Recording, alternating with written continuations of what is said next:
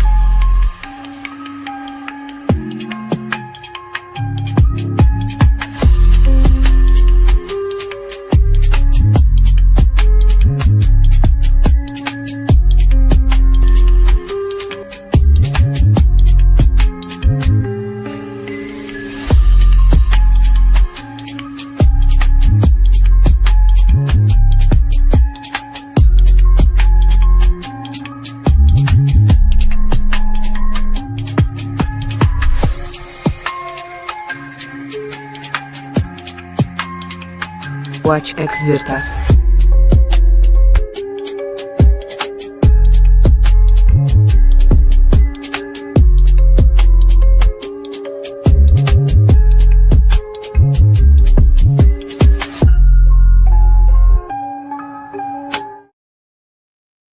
Hey kids, how's it going, boys and girls? Have you ever downloaded a song or a video or maybe some kind of a file at some point? Well, chances are you might have used a thing called peer-to-peer. Peer-to-peer is this distributed application architecture that was the only way that you could have possibly been able to get distribution of a file to many, many people. You might have had to use one monolithic machine to send 1,000 files everywhere else, or you could share the files with each other. This idea is actually still being used today. If you use BitTorrent, for instance, we're all using a peer-to-peer kind of network. And this is in major part inspired by a lot of the philosophical work of Michel Bauwens, one of the best Belgians in the world. Just want to say thanks for all you've done for us as a people, as a civilization. Thank you so much. How are you doing today? I'm pretty good. So I'm here in Bangkok. I usually live in Chiang Mai in the north of Thailand, but for the moment I'm staying in Bangkok, which is a hectic kind of city, and strangely enough, colder than Europe right now. Hmm. It is hot here. I don't know. Yeah. Yeah, it's 28, and I my son is in Louvain in Belgium, and it was like 36. Yeah, it's crazy. It's like It's the Charlie crazy. Sheen movie Arrival. They're Yeah. terraforming our world for the reptiles, yeah.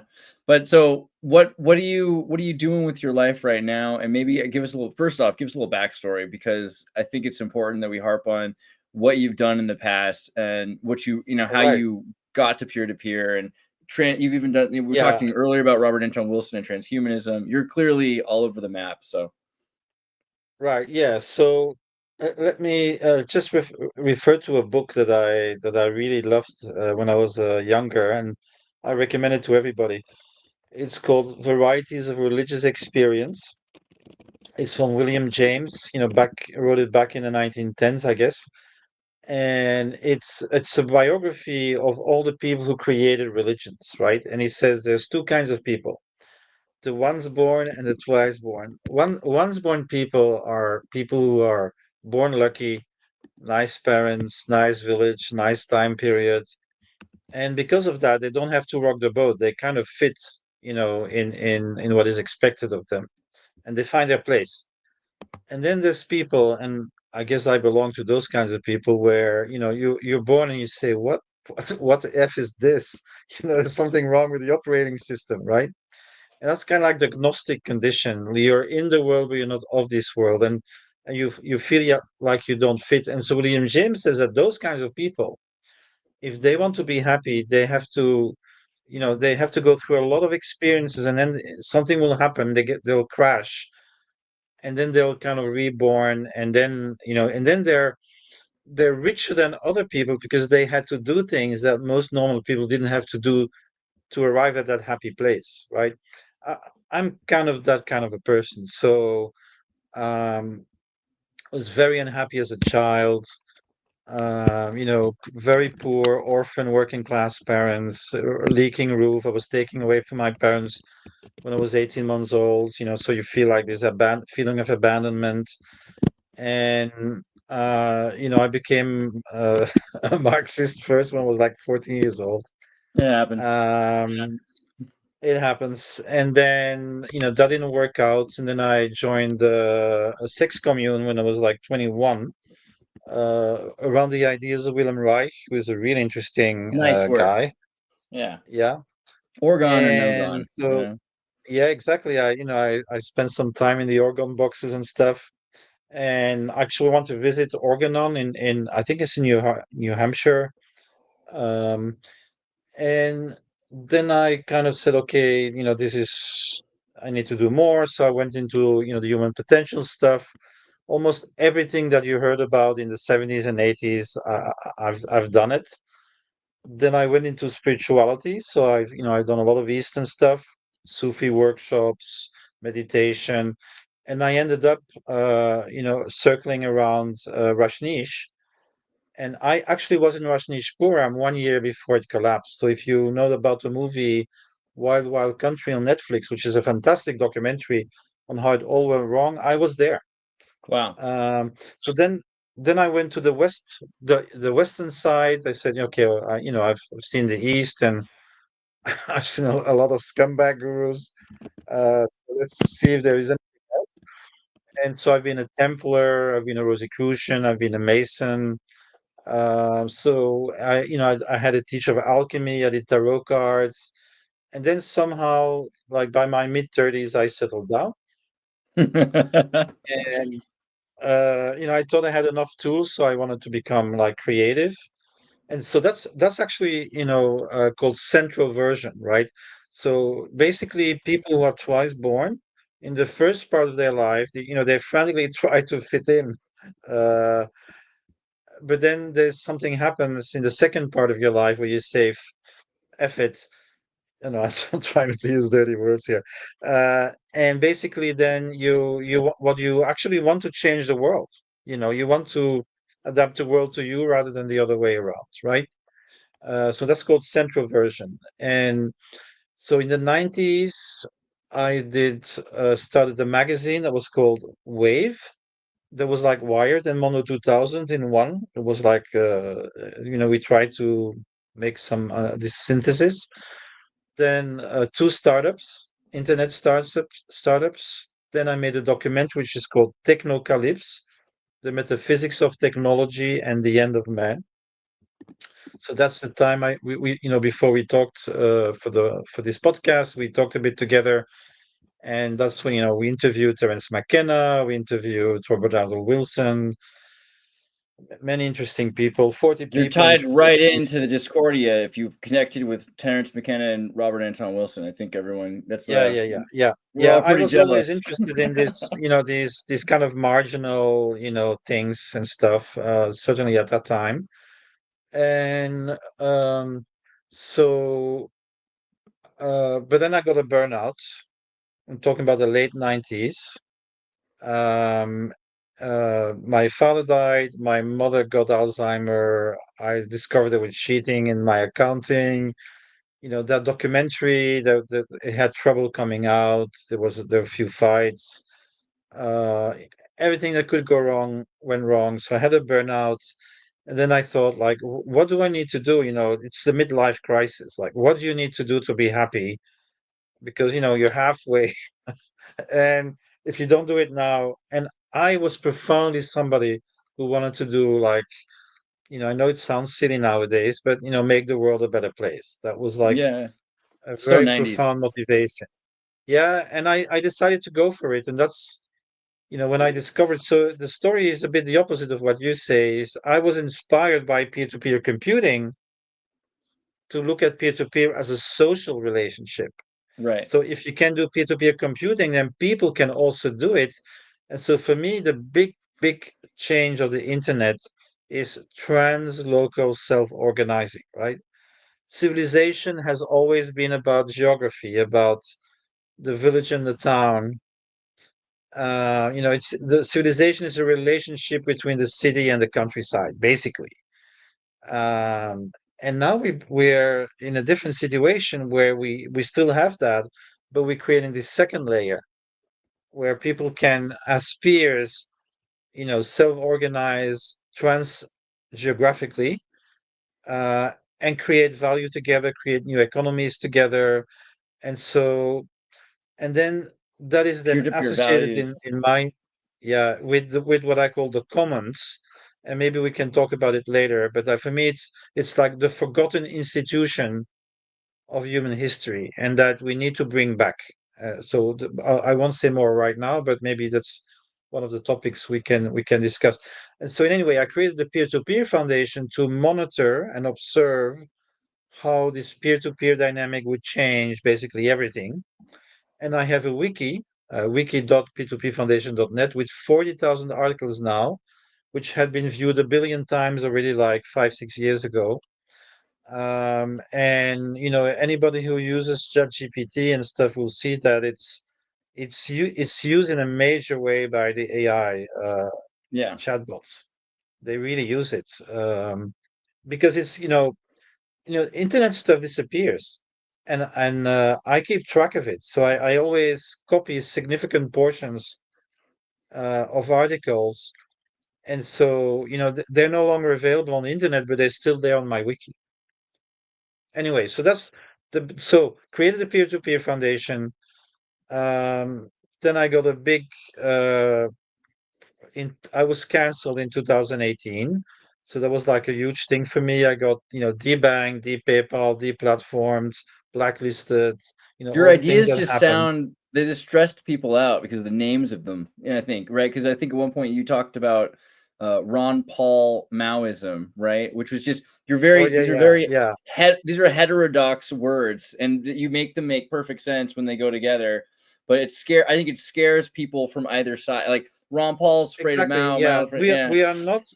We are not in a period where people like me can be very popular, because I don't you probably know the name Erasmus, right? So he was one Hmm. this great Renaissance scholar, putting things together, but once the Reformation War started, he fell because he was not Catholic enough for the Catholics, and he was not Protestant enough for the Protestants, right?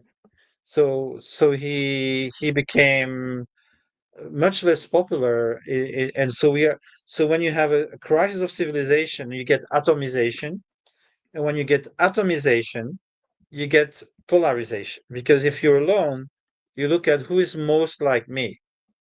And so the right wing is doing it, around nationalism, religion, the nation state, MAGA, but the left is doing it around race and gender and wokeism. Identity So politics. basically both sides are atomizing, fragmentation, and then also polarizing against each other, right? The pagans against the Christians, the Reformation against the Catholics, and now it's the culture war. And if you're integrative, if you try to hold contradictory truth, right? You say, well, what if the left was partially right, and what if the right was partially right, and no one has the truth? That's actually not a popular position right now, Yeah, because because you're then you get you're the you're left and the creating. right to Well put. stop. They stop fighting each Yeah, other and they turn like Matrix agents and start trying to kill you. That's you basically get. yeah. They're soldiers in a culture war, right? That's why the media are no longer trustworthy, because if you're a journalist now, and I saw it in a CBS workshop, they don't teach you like to be truthful. They tell you your priority is to keep the narrative, right? So, but it's on both sides. It's not that one side is they both feel they're in a war, in an existential war against each other, and so it's hard for people who don't fit in these boxes. Unfortunately, I wish it wasn't that way, because you pay the price. You pay the price. Right. Yeah. So, I mean, you brought up an interesting point already, just talking about identity politics and how we're easily controlled by it, but then also that there's kind of a material obsession with. Why do you think it is that the left, which is supposedly a compassionate ideology, is so obsessed with the materialism of the identity politic, while the right is more functionally, perhaps, I want to say more functional in their ideology, but also focused on the materialism of get rich quick schemes. Yeah. So I think a good difference between left and right remains like how they see community, right? And so there's a paradox. Usually the right wing, wants to protect their community, and they can have a lot of solidarity inside their community. Like, that you're willing to die for your country. Hmm. That's courage, right? And you're willing to die for your religion and all those things. And the left wing wants to extend that basically to the whole of humanity. The problem, of course, if you do that, is that the danger is that you love everybody in the abstract but nobody in the particular, right? So you tend to have left-wing people who are very vocal about love and solidarity, but not really acting it out locally. um, and then paradoxically, certainly nowadays, is that the cultural liberalism is about individualism, right? So paradoxically, the left is much more concerned about individual rights, and they're educated people, so they're relatively uprooted from their kind of like local moorings. So if you look for your identity on the right, it's more easy because it's your village, it's your religion, it's your nation. If you're on the left, what's your identity? If you have a unhealthy identity formation, it's going to be your race, your gender, your sexual orientation, right? It's going to be a much more uh, less rooted identity, and that is what is happening. That both sides are going back to the smaller identities, and what people like me work on, we call it cosmolocalism, is basically the idea is everything that's heavy should be local, and everything that's light should be global and shared, right? Hmm. So we want to go back to a world where there's actually more local identity, where people can be different from each other, rooted in their bioregion and stuff like that. But at the same time, they're working together at a global scale through digital commons, right? And so let me make a little argument. So we actually have three main institutions in our world, right? That's the commons, the market, and state. So if you look at empire, monarchies, the commons are actually part of the system. They're respected. So in the Middle Ages, European farmers have their common land. They have their family plot. They work for the land of the Lord, but they also have a common land. And the biggest religious festival in the year is called the Rogentide procession, and it's when the people in the parish go around their village, reconfirming their common land, and it's called beating the bounds because they would put these white boundary markers right in the ground, Hmm. right? That was as important as Easter and Christmas for the majority of the people in the Middle Ages.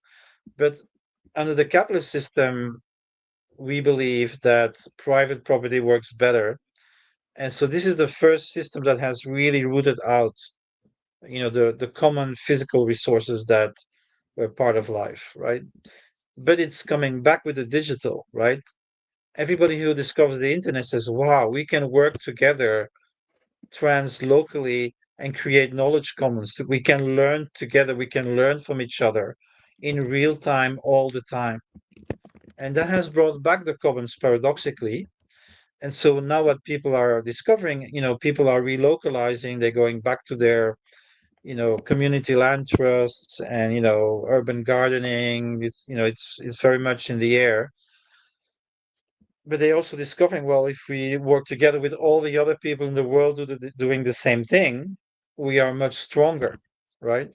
And in a way, you can bypass the nation state. You can say, let's unite all the permaculture communities in the world, and you don't have to pass through the nation state. You can if you want to, but you don't have to. Yeah, I see It's Ron Paul funny. Maoism. It's funny because it's there's you already have a opponent, an ideological opponent, which was Steve Bannon created Trump Leninism, and I just think Right. it's really fantastic that you came out with Ron Paul Maoism first, and that I'm sure that Steve Bannon has heard the expression, has heard the phrase, and from that to create Trump Leninism. Do you think you can see a big difference between those two ideologies? What do you think the difference is Ah, in MAGA well, Leninism versus Ron Paul, yeah. right? So the thing is that there's a paradox, right? In that the so this is a story about Web3. Let me just put a few markers here. So in '93, we invent the browser and the web. So why is this important? Because it democratizes the internet. It goes from something that was used by scientists and the military. Now the whole world can use it, and over time, that's actually what happened. With 5 billion people on it. So then, in 2008, 2009, we invent Bitcoin, right? The first socially sovereign currency in the world. So you have a globally scalable currency that doesn't need the state nor a market player to sustain it. It's a community that believes in that protocol. In order for Bitcoin to work, it creates the blockchain, right? And the blockchain is the first universal ledger in the history of the world. Until that moment, every ledger was like a private ledger. You can see if you get richer and you don't see any of the impact. Now we have global 3D accounting. Anybody can connect with everybody in a global ledger. By the way, just for the little story, I was the only person that Satoshi Nakamoto wrote to in private outside of the cypherpunk mailing list. Wow. And he published his white paper on the site of the P2P Foundation. Very few people know that, but and I don't know why. I don't know who he Origin is. story. You know, I wrote to him and he wrote back, but I don't know who he was. Anyway, so just to get back to that storyline, so the invention of a global ledger, right?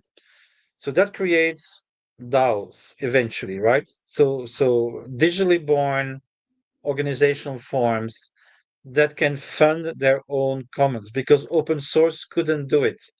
So if you think about free software, it's a commons, it's shared code. But if you don't work for the business, you don't make money, and so then IBM comes in to support Linux, etc., etc. And what Web3 did, and the philosophy of Web3 is try to recreate a real internet, but this time protected against private appropriation. They're taxing themselves because they use cryptocurrencies for everything. They create things like Gitcoin, and then they fund their own collective infrastructure, right? That's so important. And that's why it's a paradox that people who are thinking as libertarians, because most of them think as libertarians, are actually creating this commons infrastructure. That's why I called it Ron Paul Maoism, right? And it's you could say maybe the same about Bannon, that he's very conservative, but he's using these kind of Leninist strategies from the Bolsheviks. He's a very strategic thinker, right? He's a very systemic thinker, Bannon. Whether you agree with him or not, like Karl Rove. Karl Rove was a systems thinker. Now, maybe you can think that he uses it for evil, but he still understood how systems worked. And it's the same with Bannon. He knows how systems work, right? He's schooled in complexity theory, systems theory. Right. He thinks about class, in a Karl way, he Rove is thinks one like of a the first Marxist. people. Yeah, is that Karl Rove is one of the first people to call neoconservatives Marxists, and it's an accepted. These days in Yeah. political science, it's completely accepted that neoconservatives are a form of Marxist because of Karl Rove. Well, Right. they originated there, right? James Burnham was a Trotskyite, Hmm. and by the way, I was a Trotskyite as well in late teens and early 20s. We all And you were. know why? And you know why this is? Because so I have to tell you this, and this is very important. Why people don't understand why there's so many ex-Marxists in high positions. It's because it's a school of organization. So if you're part of these movements, like I was, right? Every 2 weeks we had a discussion, analysis of the Belgian situation. And then the other 2 weeks we had a discussion, analysis of the global situation. Like if you do that years in a row, what you get is like your brain becomes able to see, forces at play, right? You see them. And that's the only way. So you actually become a systems thinker, right? And then maybe you abandon your original engagement, but your skills are still there. So that's why they're in demand in many organizations. So if I give you an example in Thailand, that we had this a Chinese billionaire, Thaksin Shinawatra, who wanted to take power and it got elected 3 times. And these were the red shirts.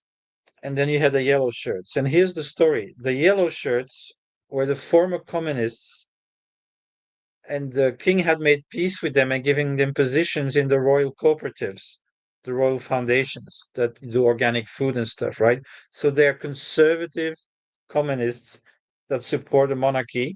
Those that didn't find a job in the monarchy went into the NGOs, and they were mobilized by Taksin, right? So it's not because these people are still 100% in that ideology, but it's because they've been trained as leaders and in organizational, capacity.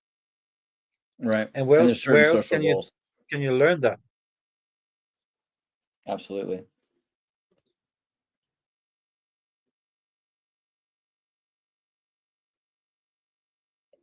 So what's next, guys? I was waiting for Raph. uh, No, I well, could say a bit go on. about the evolution of the commons if you like. That would be good. Yeah, Yes, actually. yes. Yeah. So for the people who don't understand what it means, so the commons is three things, right? It's a shared resource that is maintained by a group of people, a community or a group of stakeholders, and has its own self-governance. So that's very important. So it's not private and it's not public. It's not the state. It's not the market. And historically, first there were physical resources like fishermen organizing, the fishing so that they don't overfish. Farmers organizing access to the farmland so that they don't overfarm. So that's the original commons. So when capitalism emerges, we chase away the farmers for their common land, and they become workers in the cities and they die when they're 30. So what are they doing is they pool their life risks. So that's the second phase of the commons. So as the commons adapt to industrial society, they become social commons. So all our social security systems come from that, from the self-organizing of labor, in order to manage their life risks. It's taken over by the state eventually and becomes a welfare state. The third phase is when we get cognitive society, and then now we get digital commons, right? So that's the free software, open design, Wikipedia, all of that. The fourth phase, which I'm working on, is the phygital commons, is the merger of the physical and the digital. And so the model that I propose for the future is where you have distributed manufacturing, relocalized distributed manufacturing with open designs, where you can make more and more things locally because we spend two to three times more on transport than on making. And if you believe like me that we do have a real ecological crisis, then we will have to do something about it. And relocalizing, you save 2/3 of matter energy expenditure, but then you learn from everybody in the whole world, right? And so you And you call can this have very fast cosmolocalism, right? innovation. Yeah, that's what I call cosmolocalism. Yeah. It's trying to combine the best of localization and the best of planetarization, because we need both. You cannot solve all the problems at a local level. Like, there are 400 nuclear sites in the world, right? They have a half-life of 100,000 years. There's no way you can manage that locally. It's just can't do it. So we will need to, it's not just that we want to, but we need to conserve our capacity to maintain a complex technological society. It's just a necessity, and the best way, in my view, to do that is in this cosmolocal way. So high tech and very local. High tech, high touch. And so you say you've talked about pulsations in the commons from Yeah, shifts between extractive and regenerative phases. Do you feel like right. we're in an extractive phase Oh or a yeah, regenerative absolutely. phase? Yeah, yeah. So the pulsation of the commons is a theory that so when markets and states go well, the commons weaken, or and even and the cabinets almost completely disappear. But when markets and states go down, and they always do, because they always overuse, so it's nothing new. Capitalism just does it better than before. So, we exhaust the whole world rather than only a region. So if you look at every civilization in the past, it died. Every single civilization dies because it overuses its local resource base. And then what you have is in the down phase of the civilization, the commons come back up. And when you have a dark age, you only have the commons. So that's why the monasteries come back, whether it's in China, in Japan, or in Europe. When you have a dark age and they last around 500 years with at least three of them, three big ones, right? What you see in each case is that monasteries become the hegemonic institution, and they're commons. They're collectively owned institutions that don't work for profit, but for the maintenance and the healing of the land that they are working on, right? So you can actually measure this, like the pollen count goes up in dark ages, biodiversity goes up in dark ages. And Hmm. so if you look at cycles, which I've done quite a bit myself, you have to conclude that we are the end of many, many different cycles at the same time. Hmm. That's why we're such a deep crisis. That's why people call it a meta crisis. Right? I actually think it's a crisis of civilization itself, right? Civilization was a response to a climate crisis, and humanity decided we need to manage nature in order to survive and to stay put where we are, right? So the first civilization was about managing water in the river basins in Mesopotamia, Yellow River, and all of that, right? And I think that paradigm of dominating nature is now questionable. So we need to have a participatory paradigm, but at a higher level of complexity, of course, than indigenous people. Because indigenous people, that's great, but how many million people were on the planet? A few million, right? So we can't just go back. We have to have like a neo-indigenous and I think that's what peer-to-peer is about. Peer-to-peer is about attempting to recreate a new form of tribalism, new forms of trust and reciprocity, within the Dunbar number, but around affinity, not kinship. I think this is what humanity is trying to do right now. We're trying to create new tribes.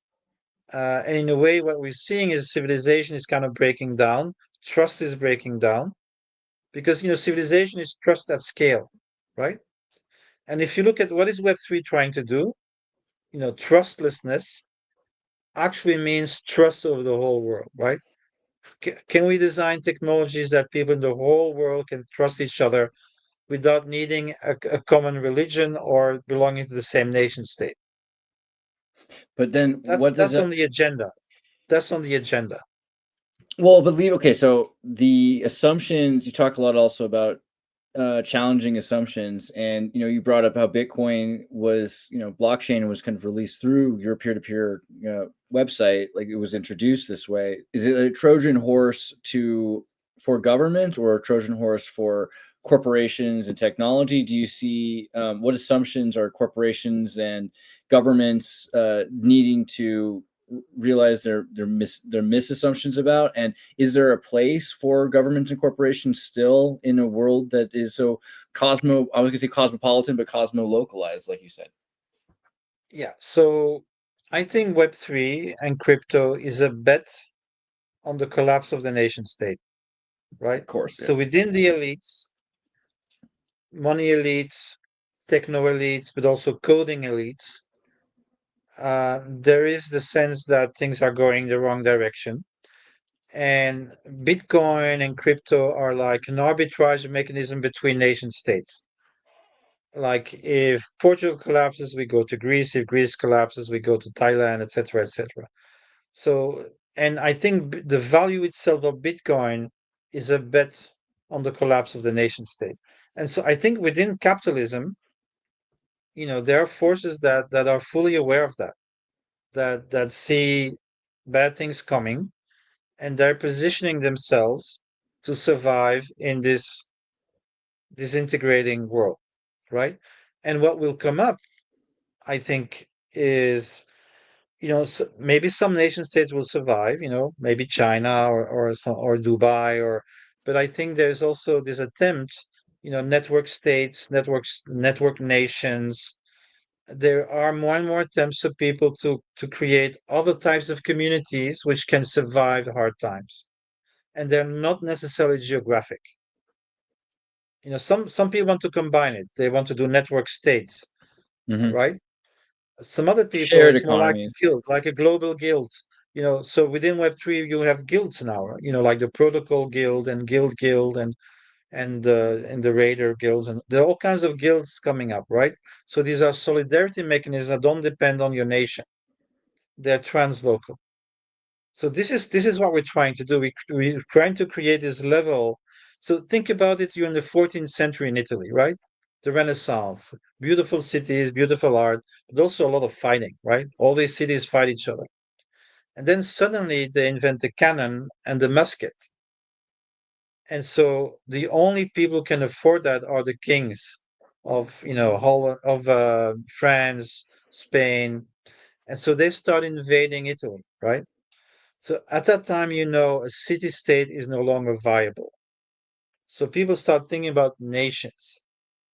And this is where we are now, but except as the nations are becoming endangered, and people thinking, well, how can we survive better than with a nation state?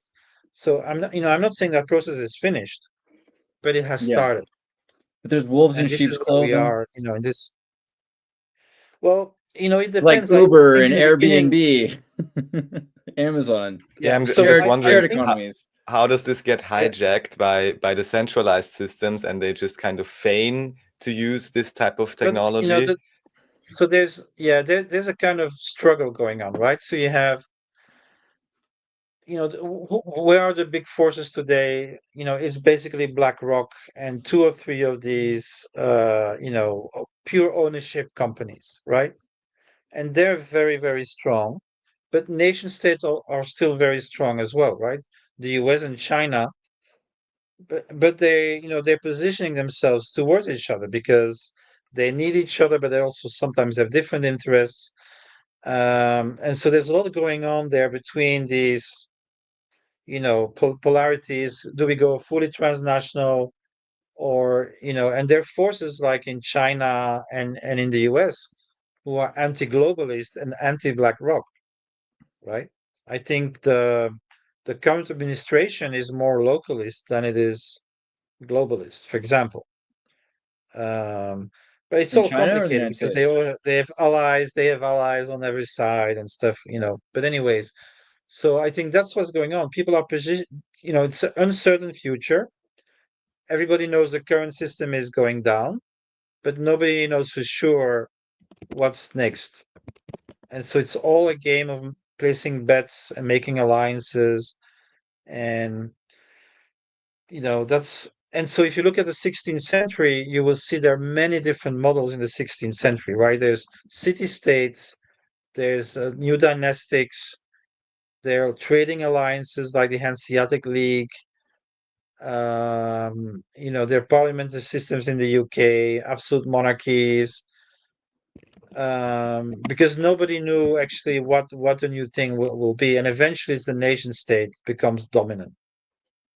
But it takes a while. So we're not going to go to the next system immediately. It's going to be like, a very interesting, Gramsci said, when the old is dying and the new isn't there yet, it's the time of monsters, right? Mm-hmm. So we are now in a time of monsters. And I think there's two big coalitions. One is let's say the Davos coalition, which is the Western mercantile, business oriented, pseudo-democratic, in my view, and they want multi-stakeholder governance, right? So if you look at what Davos wants, is 400, domain-specific multi-stakeholder governance alliances with money, weak nation states, and approved NGOs, but no people. There's no more voting in that system. And then you have China, Russia, and the BRICS, and they want to go back to strong nation states and even what they call civilization states, right?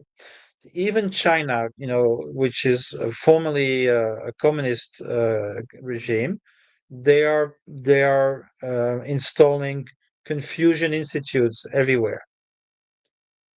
So they're going back to their own tradition. Modi in India, Russia with Dugin. So these are the two models that are fighting it out. But what I represent, and people that are going that direction, is like the hope that there is something new coming, not just a renewed nation state or this kind of business vision of the world, but something that is different. And I do think that any future system will have to be able to solve the environmental issue, but also the social issue. Like you cannot have too much inequality. There's always a point where when it's too much, you get backlash. When people lose their stake in the system, you will have backlash. Think about it. Like New York just voted a very radical, Mm-hmm. leftist mayor. That was unthinkable for the last 30 years, right? Reactionary mutation of consciousness. Is that something like that? Well, before you can go to the next step, you have regression, right? So it's like a When pendulum. so you have an existing level of complexity which is no longer able to manage the complexity, and so it's disintegrating. We're still in the phase of disintegrating, but within that, what you have to look for are seed forms, what the pre-regime called seeds of coherence, right? In a sea of chaos, seeds of coherence can change everything. So I look at the seed forms. So this is my job. I look at seed forms. What is being invented right now? Does it work? And to answer your question, because I didn't answer it, so I think like a DAO is a fourth generation governance mechanism, because you have, tribes, markets, and states. But a DAO can integrate, permissionless contribution, so the neo-tribalism. It can make deals with governments, and it can accept private money and business, right? So it's like a meta organization. It's something new. That is, but I think that the commons has to be the central institution of the future, because it's the only institution which can preserve the ecology of the world. Marxists and states, they only look out for themselves, and so we don't have a common good institution anymore. This is the crisis, right? The state is supposed to regulate the market, but now that the market is transnational, there is no transnational state, and so we have lost the capacity for regulation. you were saying that you grew up in the West and you saw a lot of the collapse of the system, kind of the Gnostic condition that you were born into, the collapsing of the West. But you spent the last 20 years in the East, right? As you've been living in Asia. So do you brought up a little bit about what you see happening with Dugin in Russia and the the isolatory Confucianist bank systems, the Confucianist markets in China. But how do you see a major difference between the West and the East Oh yeah, I philosophies? do, I do. So I have to correct you. I actually lived through the upswing of the West. When I was young, Fair. this was the welfare state. I'm born in 58. The 60s and 70s were, the last 20 years of this incredible growth of the welfare state and consumerism and so I'm and that's what young people today don't understand. Like a lot of right-wing people, for example, they will say, oh, Mandani wants the state to do grocery stores, and they think, crazy. But for my generation, the state did very complex public transport way better than the private sector, and Sure. the post office way better than the private post offices. So my experience is not that bad. The state did a lot for working class people when I was young, right? Of course, Yeah, now better it's than what changed. Belgium did in the Congo before our So lifetimes. Yeah, fair. what would you say, what happened now that it seems the state has become so exceedingly inefficient, and also whilst welfare state or the idea of charity maybe previously had been more localized or more direct. Now it's, of course, all within the state system, especially in the West. And from the few of the statistics I understand, there is, I'm not sure, 50, 70% of individuals in the West or in the UK actually receive some type of benefit money from the state, which is financed potentially through exploitation of third world countries, financial constructs, and so on. At the same time, it removes any sense of, I don't want to say worth, but maybe purpose for many individuals because they can't properly find a job. It's not easy Yeah, to start anything. How do you see that situation, or I how? think in a way it's a tragedy of the commons because the welfare systems originally were solidarity systems self-organized by the labor movement, right? And that gave people purpose and there was concrete solidarity between the people. Once you statify it, you become an individual consumer of a public service, right? And so that atomizes society. So in some way it's good because it generalizes it to the whole population, but in another way it then starts undermining any sense of collective agency. And then and then I'm sorry to say this, but when you have um, exceedingly amounts of migration, then also like the identity of people becomes problematic, and people start thinking, well, I'm hardworking, but they are not hardworking. Should we pay for them? So you get all these. The only country in Europe that maintains its social security system is Denmark. That's the only one where it's still popular. Um, anyway, that's another issue, a They're, touchy issue. But they're small. so They're a let me smaller let state, so they have they're a national socialist. I mean, I yeah, don't but want to they call them that, but also they also regulated migration in a way, and so right. they maintained more social cohesion. So then let's go to living in Asia. So in many ways, living in Asia is like living in Europe 30, 40 years ago. You know, you should see them as like being 50 to 20 years, you know, behind the curve that we went through, right? So they for example, if you live in Thailand, you had 30 years of growth, and that so basically if you think about the BRICS, ideology, it can be, summarized as now it's our turn. Now it's our turn. That's how they're thinking, you know. Is it real? Is it illusion? That's a debate because I think ecological crises are accelerating. So I don't think they'll have many, many years to think that way. And as you can see, the US is not laying down either. It's not accepting its decline, and it's gonna, you know, make a lot of noise and disturbing the whole system. But I would say, what makes it nicer nowadays to live in Asia is this sense of positive expectation that most people still have. And going back to Europe in a way is always a bit depressing because, you know, there's very few people that I see that have a capacity to project themselves in the future. They just can't see it. And so this is a problem. I think right now Europe is not in a good shape. The US is not in good shape. Um, Now, as a European, I have to tell you, and you probably know this, the quality of life in Europe is still amazing. Because, in Asia, in many places, you don't have footpaths. It's hot. This kind of like relaxed walking that you can have in European cities with beautiful historical environments. This is rare. It's rare in the world. And this is something that Europe has, that there's a quality of life that is, precious, I think.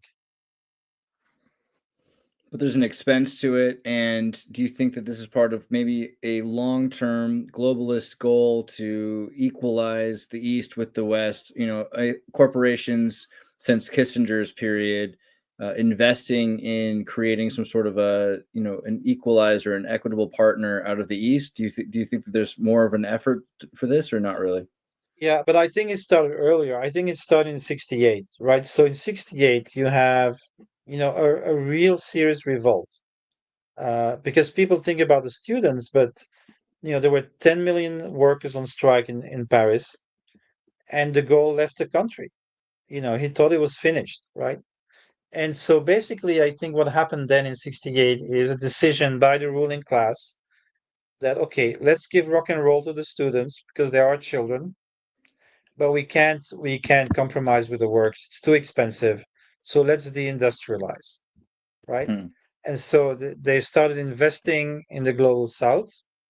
They started capping the wages in the West and replacing it with debt, with credit, cheap credit. And so if you were working class, you got cheaper goods from the global south. So even with the same amount of money, you had the impression that you could still buy things. You could buy on credit, so you didn't have to save to get a fridge. You could buy the fridge up front. Um, so that was like a strategic decision to abandon their own working classes, and then it accelerated in the 70s and the 80s. So I think this is a long-standing decision that took time to play out. Until the situation today is that, the West has no industry. Like we saw with COVID, we couldn't access medications, equipment, um, and yeah, now we're in serious trouble. And I think it was Raphael. You said something about the surplus. You're right. The welfare state, in a way, was basically on the back of the global south through neocolonialism, through debt domination, through debt of Africa and Latin America. So sucking the surplus to Europe, but also on nature, right? Because all the hockey stick developments on resources and climate change, they all start in 1950s. It's like this before, and then it goes like this. So it's in that way it's unsustainable, and that's where the commons comes in. In my view, the only way to maintain a complex society is through mutualization, right? It's, for example, if you're in a neighborhood like in Ghent, and I did a study on Ghent, you do a car sharing club. So that they have co-ops and associations in Ghent with thousands of members, right? So you have a block, and you decide to use pooled cars. So you can have the same amount of point-to-point transport with each shared car replaces 9 to 13 private cars. So you maintain complexity at a much lower matter energy cost and financial cost. Now, you can do that two ways. One is the ways which is happening now, which is a neoliberal way, which is Uber and Airbnb. But they're often often has perverse effects, Absolutely. right? I'd like Isn't to that elaborate on Uber, that criticism. Yeah. Isn't that similar yeah, to what you mentioned with the state, that it gets too, I'm not sure, too large in a way? So instead of actually contributing to some type of connectivity on the local level, it's again atomizing exactly. everyone, because it's too big and there is no relationship. And Yeah, also, of course, there is no real profit or resource sharing. It yeah, just gets siphoned off by these platforms because they kind of got hip to the idea, oh, we can do this.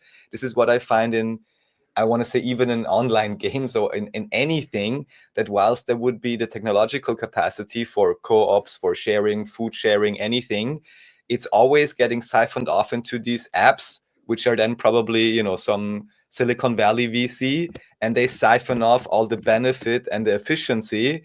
And it's almost impossible to recreate it on a local level. Not impossible, but it's made difficult, because people think, It's oh, very difficult. we already have this super large solution, which of course is well marketed because they have infinite money for it, but we don't actually get the real benefit in terms of efficiency and less costs for the I completely individual, agree with this. nor I do we completely get the agree with this. social benefit of actually connecting to the local level.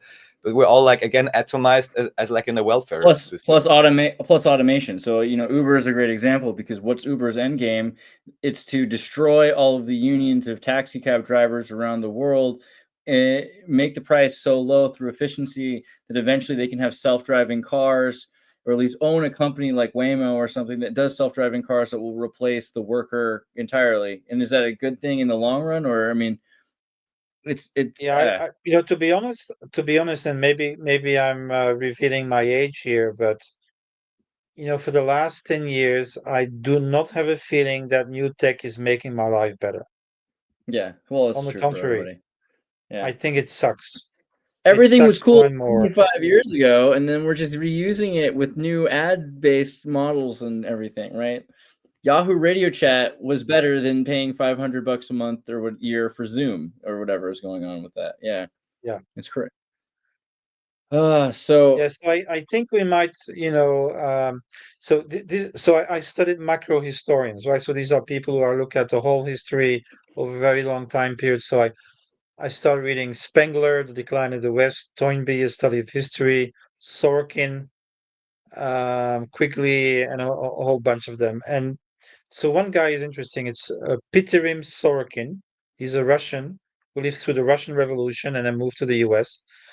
And he says that civilizational changes happen through bifurcations. And he distinguishes ideate and sensate civilizations. A sensate civilization, like the ones we have, believes in matter, empiricism, rationalism, science.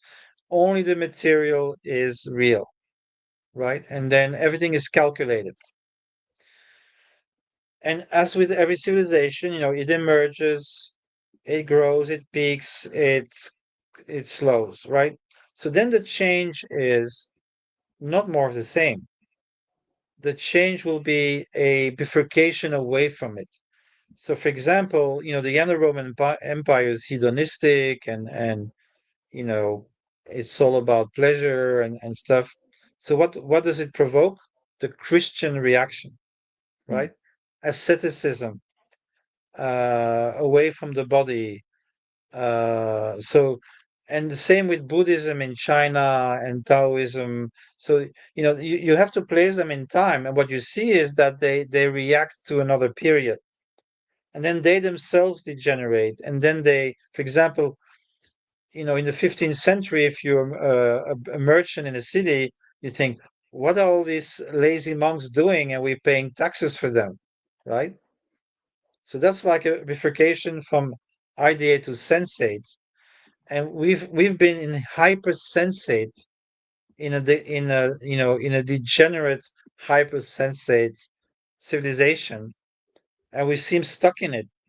But it might provoke either a integrative reaction, which is what I hope, that the best of matter and the best of spirits in some new type of mixing, which happens occasionally, or it's going to be like a total rejection of everything we stand for today.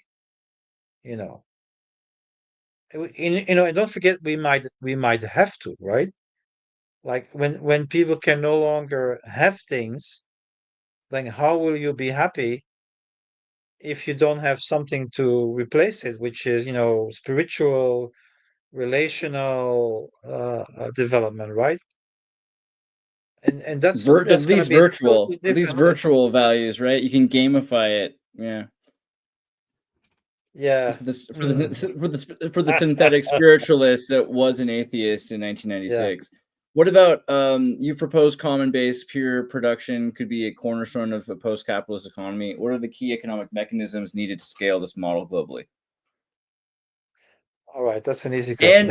And all right, well, like nuance it, and maintains. I want to say maintain some equitability.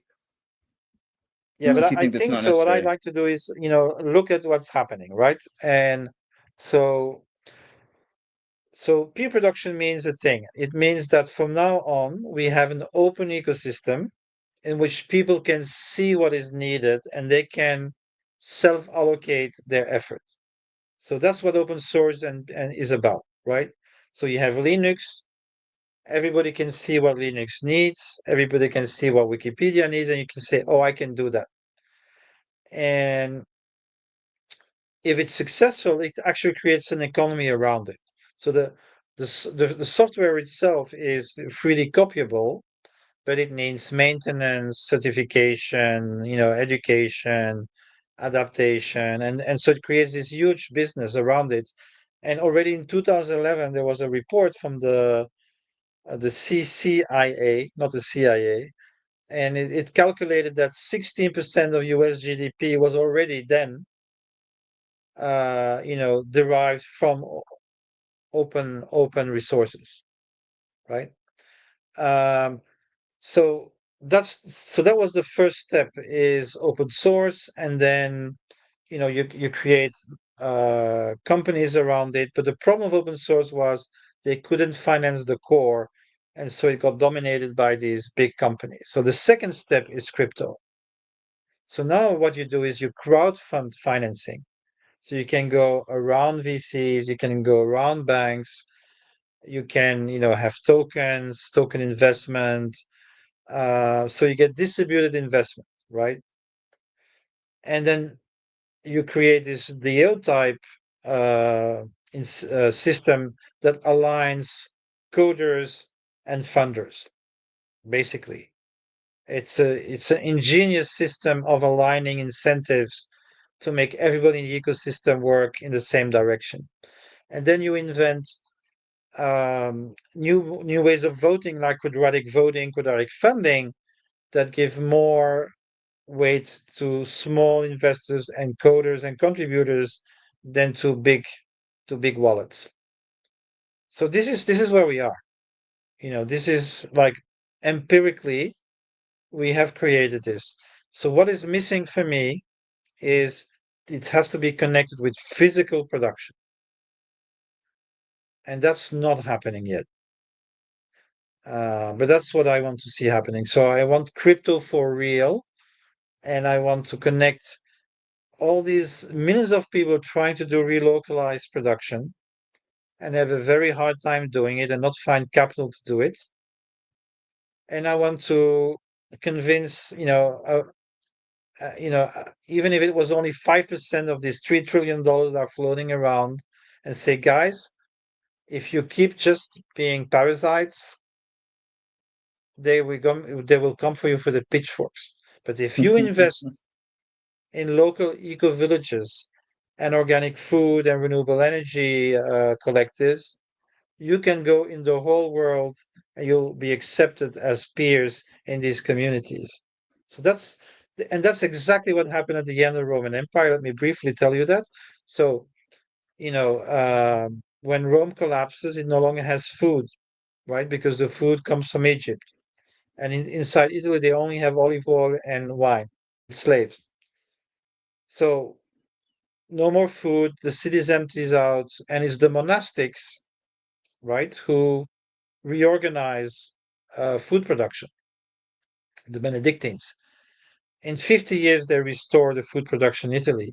But if you're a Roman elite, what do? Now you have Germanic kings. You can no longer go in the army. Well, what you do is you support the Catholic Church because your children can be managers there. You can live there, when you retire. You have your own culture, and so there's this kind of synthesis Interesting. between the Roman elites and the Christians, right? And so that's my vision. I know it's weird, but that's No, how that I makes see perfect it. sense. You need jurisdictional alliances between people at the bottom, the middle, and the top. We're Just not there yet. imagine That's the elite as the that. people are coming with their pitchforks. So like, don't you remember where you got your pitchforks? We mass manufactured your pitchforks for you in China. Don't come after Yeah. me. Yeah. Well, So so go You ahead. know. just briefly, So since you yeah. oh, please Go go on, ahead. go on. No, I just No, want I was just going to to say, what? juxtapose the eco village with the Go whole ahead. 15-minute city, CO2 certificate, which of course is only how should I say, a shield put in front of the real ecological issues and the real issues that we have with, for example, the moving of manufacturing on such a large scale. So I recently saw one small short with maybe 10 views of some Chinese individual, and they were like, oh yeah, you want to take all the industry back?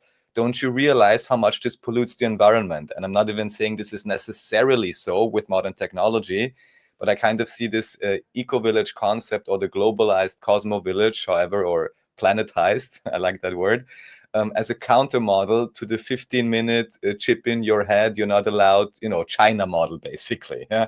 And I'm just wondering, just like you said, I see it similarly, that it is not sustainable if there is too much inequality, even not for the elite, because they are never safe then. Because you can build a Yeah, bunker as exactly. deep as And you want, Mark you will never be Zuckerberg safe. Mark Zuckerberg is building this 20-story under the ground, and they have islands, they have rocks. But I met the Moynihan brothers, and they are internet millionaires or billionaires, I'm not sure, but anyway, they have. And they're financing and living in eco villages in New Zealand, right? They don't have to be afraid of their own guards, right? And the billionaires are right to be afraid, because the people who took over power in Rome were the gods, and the gods were the legions of the Romans. They didn't come from outside. They were the people that the Romans were paying to protect them. And then they said, well, why don't we take over? And so if you're a billionaire and you have to pay 200 people with guns to protect you, you ultimately have no guarantee, right? So that's why you need like a religion in a way, right? And so I met people, you can find him on the internet, E.M. Burlingame. He's working on a new knighthood, right?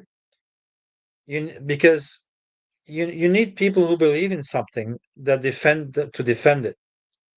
And so that's what the knights were about, right? The knights, they were at the service of the church and the Lord. They believed in something.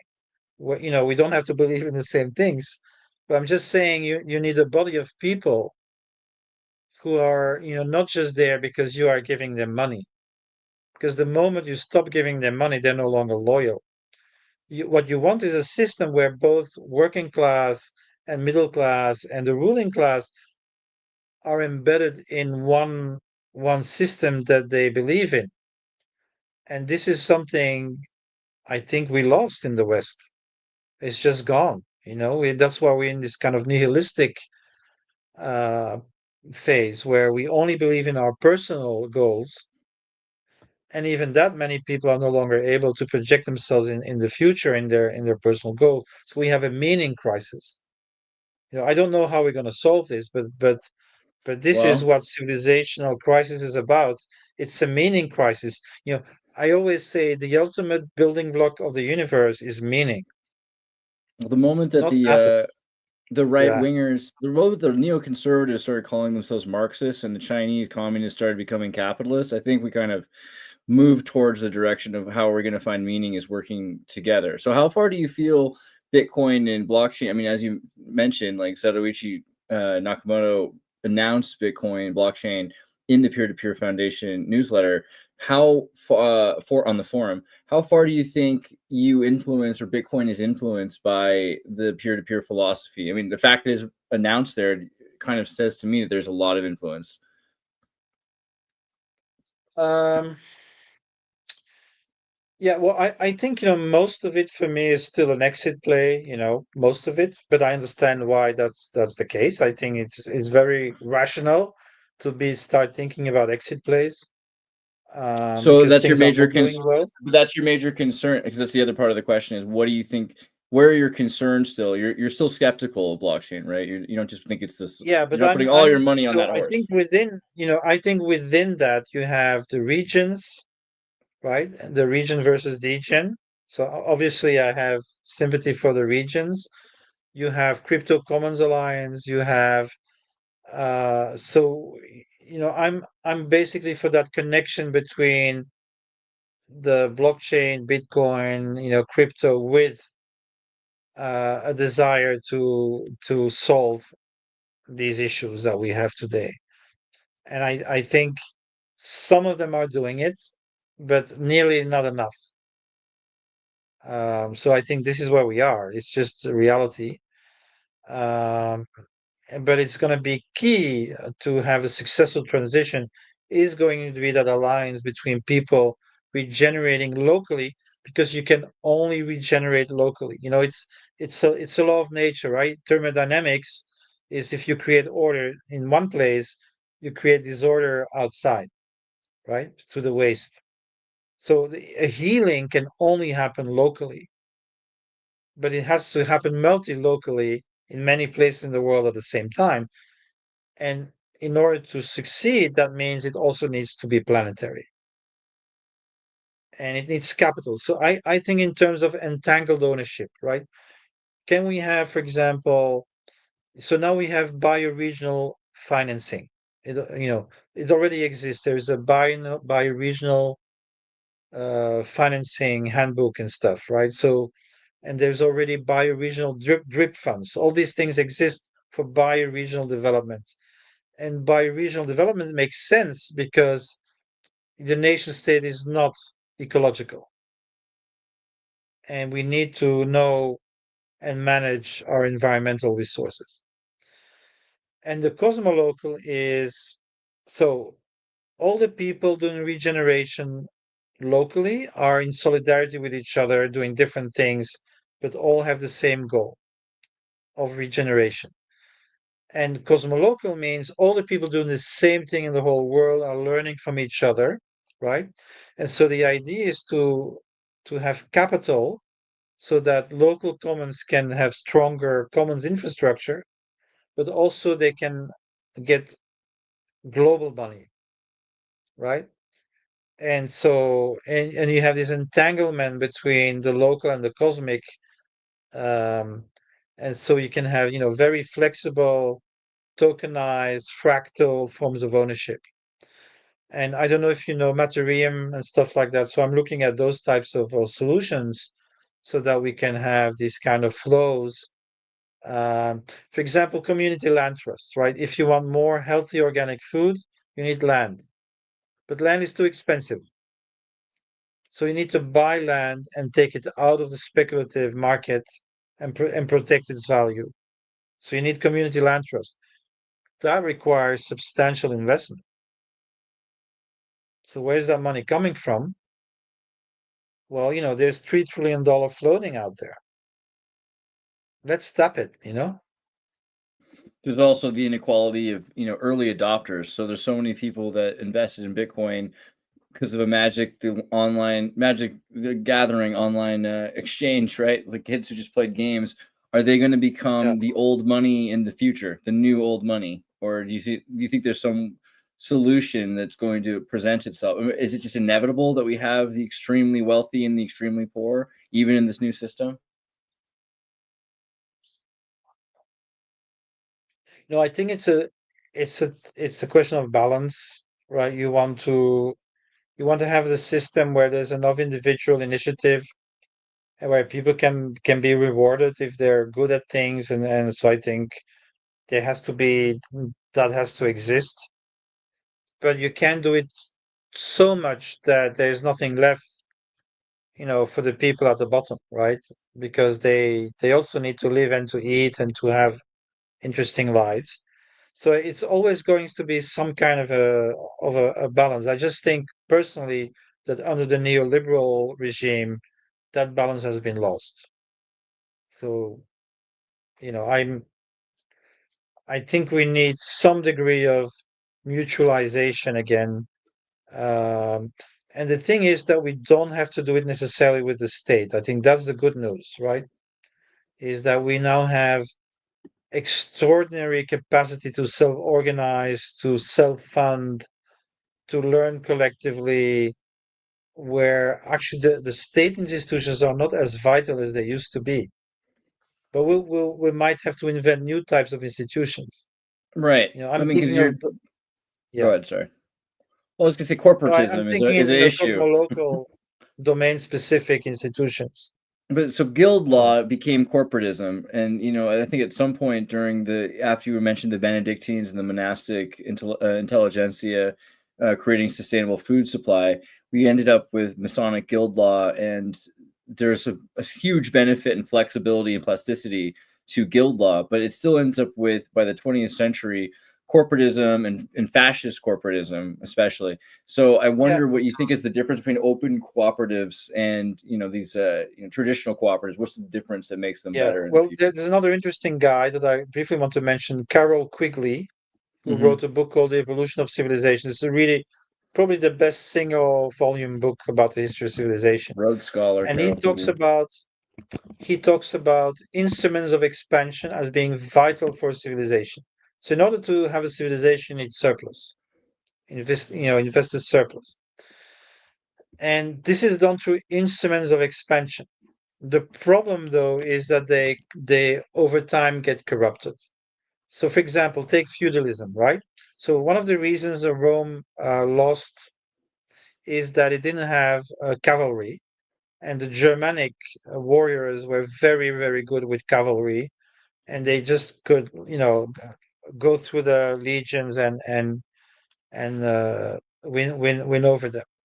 So feudalism is essentially a system where 100 farmers are needed to sustain a knight, right? Hmm.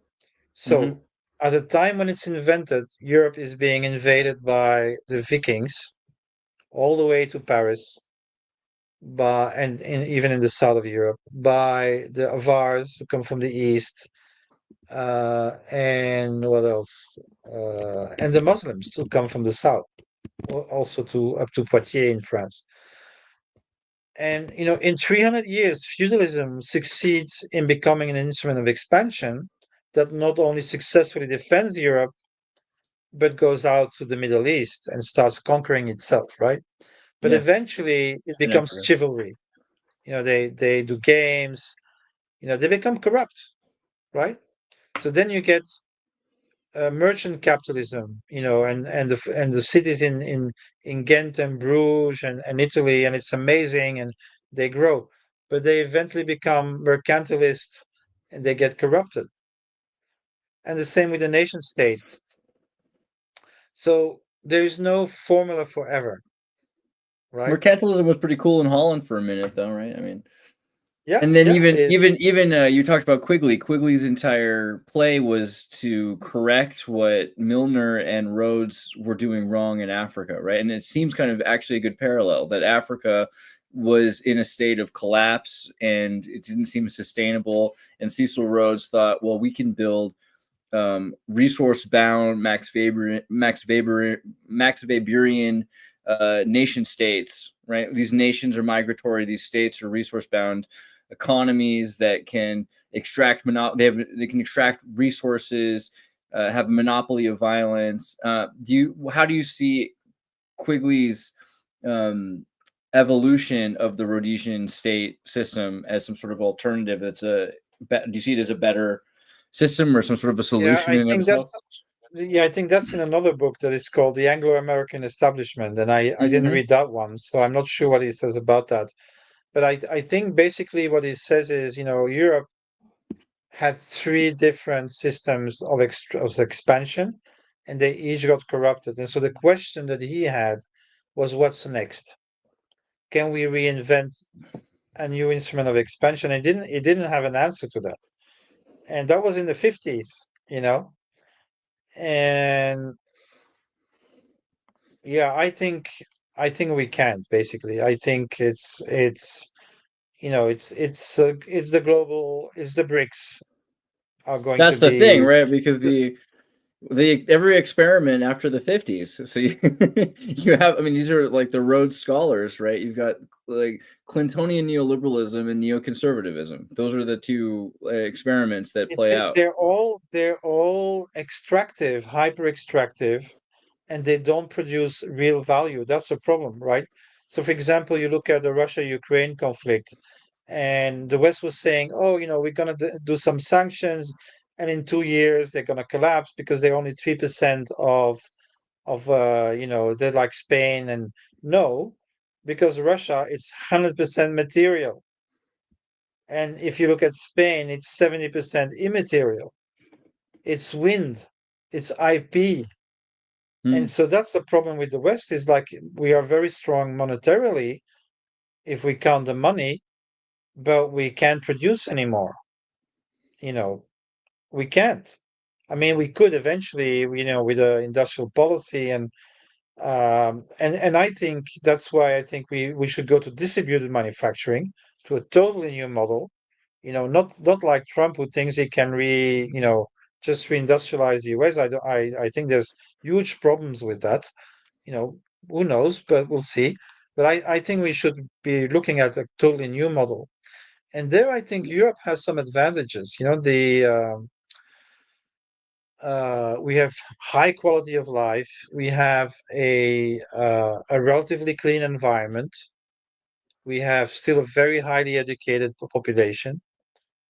I think we could do, but the difference is we have to do production. We have to make things. And that's why China is so strong. China makes things, right?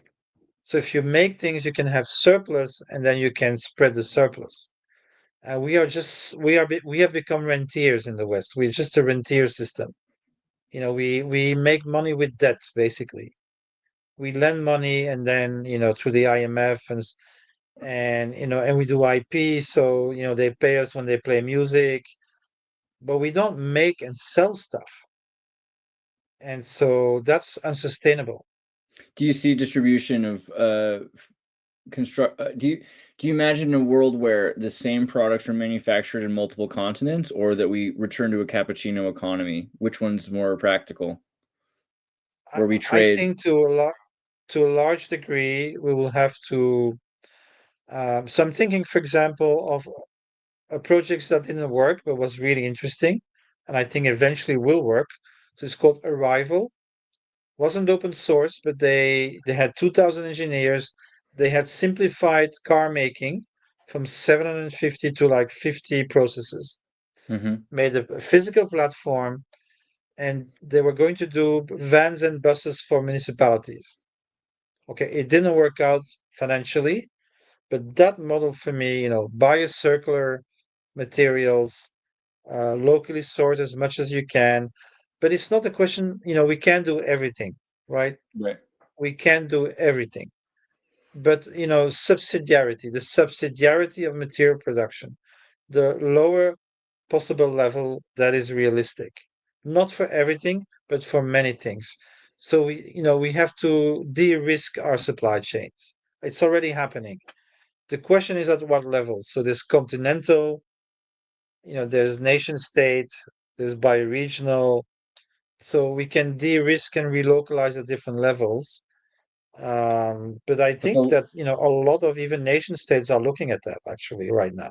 even if we continentally segregate and have the more sustainable a continent is, the less incentive there is for trade, the less demand there is for trade. Is that wrong? I mean, No, I think that's true, and I think at this stage in history, it's going to be more healthy to have less trade than more trade. do you This is see it this as is where we're going. is it because of, I mean, because is there a lack, is it an efficiency and a lack of entropy and competition, or is it just that being sustainable means It's there's too less risk expensive. and we have to It's be it's concerned with this? thermodynamic. So once I have these statistics in my wiki. So once we spend 2 to 3 times more on transport than on making, Hmm. we have an issue. We have a Well, then we've reached a thermodynamic issue. service. It's a service economy. Then the money is actually in the economy itself. The labor. It's Yeah. back. It's back to Marx. It's the labor itself that's valuable, Well, not the I resource. still believe in that. I still ultimately value comes from labor, Hmm. right? Because if it's just in the ground, it has no value. And of course, the machine can take it out, but the machine has been conceived and made by people. Hmm. And free For now, software. AI is the Think next about question. you know, think about free software in AI in terms of labor theory value, right? It's basically they have reduced labor to a minimum, and then they can copy it, infinitely. That's why they can make so much money in the first phase, but also because they are demonetizing our economy. Hmm. There is a value crisis that is not understood, Totally. which is we make more and more things automated. We need less and less people. We have more and more contributory, and platforms where people work for free, and we pay less and less for it. That's that we are in a crisis mode. It's not working, and so something is going to give. And I think a contributory economy is an economy where we solve the problem of capitalism, which is not recognizing externalities. So I see a quadrant of social, ecological, positive and negative contributions, and that we have accounting systems which reflect that. And so we have and every civilizational revolution is a value revolution, right? So think about the Romans. Work is for the slaves. To be a free person, you can't work. You have to devote yourself to philosophy. When the Christians come, it's ora et labora, work and pray, matter and spirit on the same level. Work becomes salvific. Through my work, I make the work a better place. And a monastery, is a little paradise on earth where we create beauty and flowers and and nice buildings and art, right? Back to So this Benedictines. is Yeah. a totally different vision of labor, which was destroyed in the 15th century with the Reformation, which commodifies labor again, right? That's capitalism. But between the 5th and the 15th century, we have a system where it actually works on contributions, and spiritual contributions and stuff like that. But anyway, so No, I mean I that's think important. we're going to go back to that different polarity eventually. Isn't it maybe the service economy leading towards that? I mean, if Facebook and if Amazon's a better example is using electric solar powered trucks, I know Tesla has for the last 4 years at least been completely on sustainable energy for all of their charging stations. It's almost all from like wind and everything else. We could reach a point where the continental trade systems are using sailboats, right? With AI and everything else, we can reduce the amount of manual labor for the markets and for Yeah, but the I think the we problem were is to in the sustain. the problem. I don't think the problem is in the technology. The problem is in the incentives that Hmm. are behind the technology. And if you have private AI and the profit mode is, then everybody will lose their jobs, Hmm. and it will be bad. The technology is not bad, but the way it's embedded in our society will have many negative effects. But if we have data co-ops and data commons, and data trusts. And we can spread the benefits more evenly because we actually produce them. Then people will have incomes to invest in their own projects, right? So I think it's not a question of the technology, it's the question of like what's the incentive behind its production and what it is used for. I think a lot of what we see as the negative side of technology, like if you look back in the early 90s, we didn't have all these bad stuff online. Right. And we had all the same stuff. I swear to God, like there's not a new Yeah, thing. There's no new thing under the yeah, we had sun. Usenet, Oh and I'm not God. saying there were no problems, but in general, it was much more healthy atmosphere and Yeah. healthy social logic than once it was taken over by privates, because they incentivize you for all kinds of antisocial behavior. Yeah. That's And how they make money.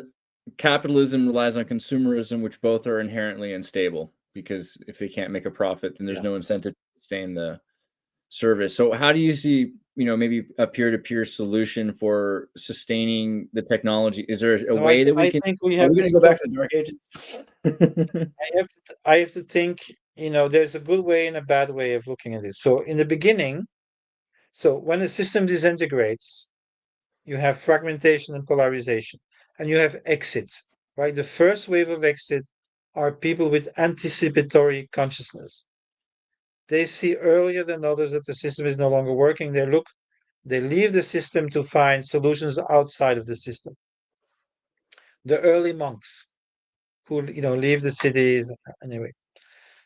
But then, you know, once the cities start collapsing at the end of Rome, people have to leave the city, and where do they go? Well, they go where there are monasteries because it's safe and they know how to make food there, right? Hmm. So you have to see it in that way. So first, This is happening pioneering today. from bottom up, seed farms interconnecting with each other, creating, translocal cooperation. And This is at already, if some you go to Alaska or something, there's a gas station where someone's getting paid $50 an hour just because they need someone at that gas station in the middle of nowhere, just for trade, right? This is already back to that. right. An Yeah, undervalued there's job this becomes thing an essential work. there's in the US they have these 8 million disappearing workers. I don't know if you have seen anything about that. These are people that lost their job during COVID and they never came back, and nobody knows where they are. But if you travel a bit, 2 hours north of New York City or Asheville, North Carolina, or Mount Shasta, you find them. They're there. They just left the system already. Um, and Ayn Rand, you where is know, John Galt, right? in France, for example, which I know pretty well because I have two kids there. There is a huge wave of neo-ruralization going on in France. Huge wave. It started even before COVID. It's already it was ongoing for 10 years. Where cities like Paris have lost like 300,000 people, and same San Francisco, New York, and some of these people go to Florida because they're red state, but a lot of them go back to smaller cities, rural areas, and they won't be as rich materially, but maybe they'll have you know satisfying lives with new friendships. And that's what I have. I when I'm in Chiang Mai, I have my wife's extended family. Her mother had 11 brothers and sisters who have 3 or 4 children, who have 1 or 2 children. My neighbors are my wife's family. And I had 2 kids in Belgium and 2 kids in Thailand. And in Belgium, even with the welfare state, it was very difficult when they're sick, and it's always everything is complicated. And here in Thailand, it was a breeze because everybody was helping out in the family, and we didn't have to worry about anything. You know, we lost that in Europe, and that's the strength of many countries in the global South is they still have the old form of tribalism. So in terms of also labor, I think something, I don't know if Marx really predicted data as a value, the amount of data so many of these free services scraping the data of people. Do you see data play into this? Are we getting to a point where we know enough or we know everything and then the value is being superseded, or is data as important and as valuable as labor? Um, yeah, so abstraction, right? Abstraction in general is powerful because the more you go up in the layers of the system, the more you can change, right? So if you only concrete, you can only change your concrete situation. But if you're at the level of the operating systems with data, you can. And so I think basically we will need AI to have a thermodynamic, stable economy, Mhm. right? So we will need to manage our resources. We need to make agreements, otherwise we will go to war. Probably we'll have agreements after we go to war, but that's another story. And so we will be able to use uh, data for a resource-based economy. That's the way I see that in the future. Uh, and but the thing is, we have to reappropriate the technology, and I think right now we're in a very bad path because AI. I use AI, but you know, so McLuhan said every technology is a handicap of your body. It weakens the individual and strengthens the collective. So calculating a machine, we can no longer count. A car, it's like cutting your legs. And AI is the worst because it's cutting your brain. And I can already see it on my Twitter feed. I see people, asking AI this and then another AI whether that AI was okay. Hmm. And they've already studies now where they show that the neurons actually diminish. Lobotomization, So yes. yeah, kind of lobotomization, and so I think if you're smart, it's not a problem because you'll use it in a smart way. But if you're not smart and you try to compensate your lack of smartness with AI, you're on a very dangerous path. And IQ is going down, education levels are going down in the West, and AI is not going to solve any of these issues. Of course, So it's people have been getting I'm not. stupider his entire life. Um, yeah, I think there is serious concern about it, and one of the reasons I'm reading more is because I saw it happening to myself, and I don't open my computer before 1 p.m. Like, just I don't. I read, I think, I write, I because I know that it does something to my brain which is not healthy. It's a So good answer.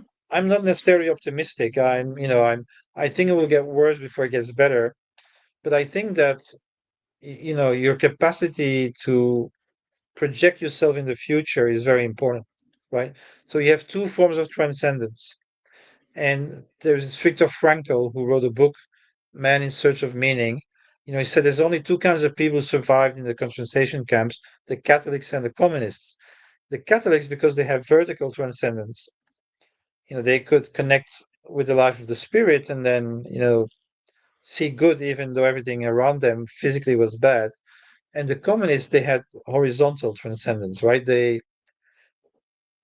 They could project themselves in the future because they believed in an utopian future. And so that's why I'm doing my work on macro historians, on cycles, because it's like if you're the caterpillar, even your brain will become mush, Hmm. the butterfly has a different brain than the caterpillar. But if you can identify with a butterfly to come, right, then because we need narratives. We need narratives. We need individually and collectively, we need narratives. If you're neurotic or psychotic, you have actually a narrative breakdown. And that happens to society. Civilizational breakdowns are narrative breakdowns. So it's very important. I'm not saying I have the right way, but that's what I'm trying to do is like, what is there any narrative around social change that can mobilize Well, people? to survive the transition times, basically. Well, I mean, I don't know. It seems like with capitalism, you have the issue of commodification of labor and services, and that can be incentivizing, but it can also decentivize, and just it's very, like we said, it's unstable. With a state control, you might have a sustainable form of Marxist labors and services. Labors and services can be enforced by a state control, but it seems like you're kind of arguing for neither. You've got something in between or different. Yeah, it's the commons, not the state, not the market. So I think, Right. nation states or public authorities, will exist because we always have collective territory where we need to live together with different people and make agreements and create institutions for that. And we'll have markets for scarce goods that that we need to know how valuable they are. But I think they need to be embedded by common good institutions which can protect the collective survival Yeah. of the So planet. how do you visualize that? Like, how does a commons based economy avoid Yeah, commodification I'll and give you an example. centralization? And yeah, I'll give you an example. And if you don't mind, we can maybe wrap it up because Yeah, we're my nearly at the end. my Sorry. throat is becoming. Uh, so Thank you yeah, for so answering all these questions. It's basically a semester's worth of political science right here, everybody. At least. At least. so so there's a project I really like. It's called Global Thresholds and Allocations. It's done by something called r3o.org. And so what they propose is this. So we have a council of scientists that monitors the global thresholds and allocations for 130 commodities. You know the Mendeleev scale, right? Yeah, you found it. And basically, copper. There's so much copper in the world. We find new copper on average so much every year. The productivity of copper increases so much percent every year on average. The biocirculation of copper is 70%. So if you use copper, you only get 70% for the next iteration, etc., right? And they determine negative pivots. And so if you're under that level of copper, then people start stealing copper in the railways and taking it out of the ground. So, okay, we need an agreement in the world between the nations, for example, to manage copper use within that limit. And you do that for different commodities, right? And then you have an accounting system which not only reflects financial value, but gives you the flows of matter and energy directly. So you can make decisions based on context-based sustainability. And so we will need institutions that monitor that. And that's what I call these commons institutions. So and I think they should not just be nation state institutions.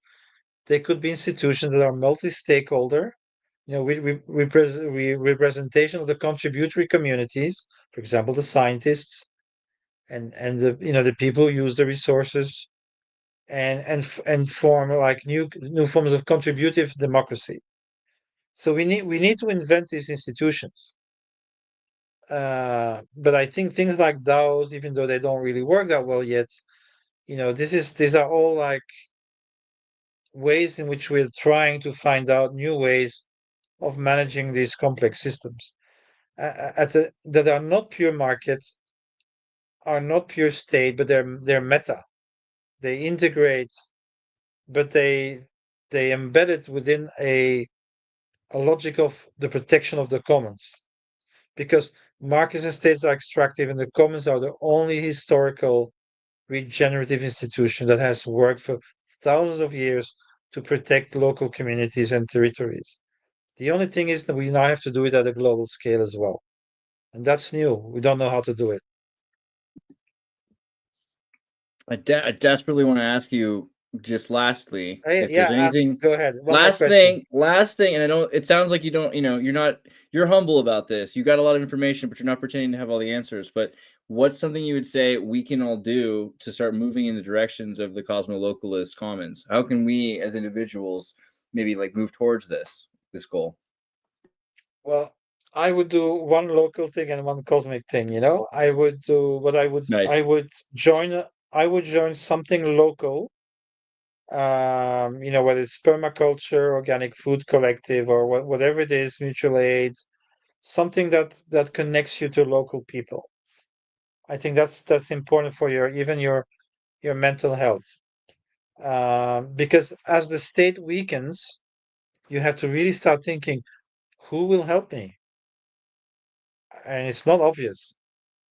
Families, yes, families are very good, but do we still have families in the West? Not so much, right? Mormons, yeah, So but otherwise.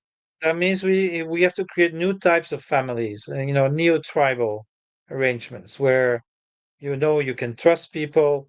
And when I was cancelled, I learned this, right? I was more in the commons, but the commons is non-reciprocal. It's you serve a collective, and then you make the collective stronger. But actually, almost nobody of my friends on the left came to my rescue. And I realized that I had given, years of my life and loads of money, and nothing came back when I needed Right. it, right? That was a life lesson. And I said, from now on, I want reciprocity. I want to be surrounded by people I can trust, that have my back, and know that I'm a good person, and if something happens to me, they can they can help me, right? And I think as the world becomes more unstable, more and more people will discover they need to do this. So that's the local thing. And then I think the other thing is you should what kind of knowledge can you contribute to? What kind of collective knowledge can you contribute to? And just try to have these two things in your life. Nobody has a solution for everything, but if we all do our the ikigai, right? The Japanese system where so what am I good for? What do I like to do? What is needed, and what are people willing to pay for? Right? If you want to make a living and be happy, you need at least all four, right? There's more than four, but that's like the simple. By the way, I like what you're doing there. There's the kind of VJing, stuff while I I'm would talking. only Great. I'm only a VJ because of Belgians. It's actually a funny fact. If it weren't for the Belgian Archaeos VJ software, then I wouldn't know anything about Oh, wow. VJing. Okay. Yeah, Belgians saved my Yeah. life. Shout out to all the No, I want to Walloons tell out you, there. Belgium is interesting because it was historically a land of missionaries. You know, like you go to Indonesia or the Philippines, you'll discover that there's like 10,000 Salesians there, teachers, and like a third of them are from Belgium.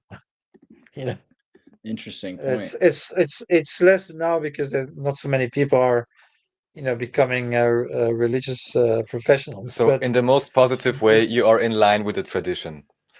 yes, yeah, I'm a Belgian monastic abroad. VJ. Yeah. Yeah, I to like be honest, if you believe in past lives, I'm pretty sure I was a monk at some point. You know. I think the best of us, unless we were crickets, the best of us were monks. That's like, it had to have been Yeah. if you were surviving. I like what you're saying about connecting the two, the macrocosmic and the microcosm, the local and the cosmopolitan, the global. I think you can't just have one solution. You have to do two things in parallel. That's pretty cool.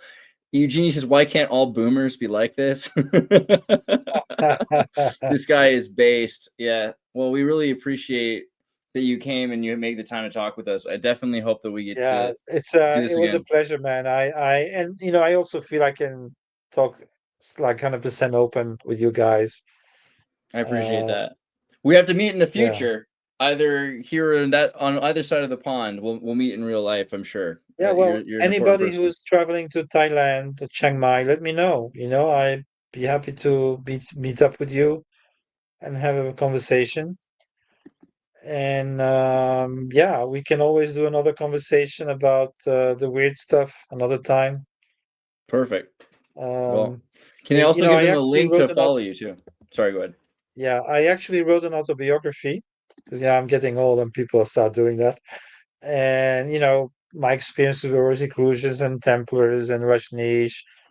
I have lots of savvy anecdotes about these experiences. Let me just tell people that they want to find your Substack. It does exist. Fourth Generation Civilization. Substack is pretty cool, and you've got some interesting articles here. I hope everyone takes the time to subscribe and to check these out. This is also an incredible collection of both intellectual information and your personal life. So if you like this guy, definitely follow his Substack. And as you know, the P2P Foundation, Peer-to-Peer Foundation Wiki, as he said, this is where Bitcoin was announced, and you're going to want to know, you're going to want to keep your eye on this one if you want to be in the same pool as some interesting folk. Thanks a lot for being here. Is there anything else you want to make sure that we share? No, I'm good. I thank you for your interest and for the stimulating prompts. And I actually, I have met Raphael in the past, but I didn't know about you guys' podcast, so I'll have to take a look. And so I'm also Bauwens on Twitter, on X, and I do curation there. I'm shadow banned. I used to have 20,000 people. I'm now struggling to get more than 500, but anyway. Yeah, this is where it comes back to the localized mutualization, however you would call it. We all need to stick together in a sense, especially if we want to do something honest and something beneficial. Maybe, it puts all us individuals in a sense closer together as well, hopefully in a good sense, if the overlords are not supportive. One of the first hackers ever arrested. Gnostic Brotherhood, man. It's the Gnostic Brotherhood. It exists. You just recognize people. Yeah. I think very important. Very important is to do at least some self work. That because the biggest danger for human beings is projection, right? Things that you don't accept in yourself, and you project them to evil outsiders, and that's how we do a lot of harm in the world. So if we need to work on ourselves, as we need also try to make the world a better place at the same time. I just wanted to say Stellium 7, who's Michael Prince Wilkerson, one of the first, I think the first hacker arrested in the United States as a teenage boy, is watching as well. So the kind of people that we're surrounded with are some of the most interesting people, and I'm glad to tie us all together. So thank you all for being here. And thank you so much, Michel. We will definitely get, hey, Michael, Michel, part of the Mike Tinuum. Very good. We'll see you soon. Yeah. It's all good. It's all good for me. Thank you very much. Thanks everyone in chat, and looking forward to the next time and to meet up again. Thank you very much, Michel. Thank you, guys. Andreas. Thank you, guys.